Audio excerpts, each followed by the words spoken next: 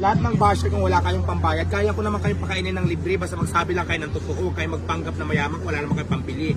Papakainin ko kayo ng libre. Here, wala akong pakialam sa inyo kung basher kayo, basher is basher.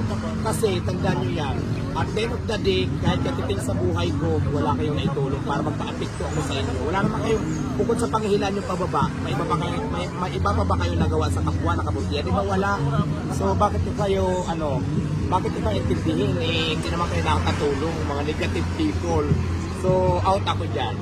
Sa mga basher, nung ulit ko, wala akong pakialam po anong feelings nyo. Basta ako, alam ko sa sarili ko, nagsisikap ako para makaangat sa buhay nang hindi ako nakaperwisyo ng tao at wala akong taong inaapakan. So, ngayon, sa kabila ng pagpupursige ko sa buhay, marami kang sinasabi, wala akong pakialam sa iyo dahil unang-una, hindi kita kilala.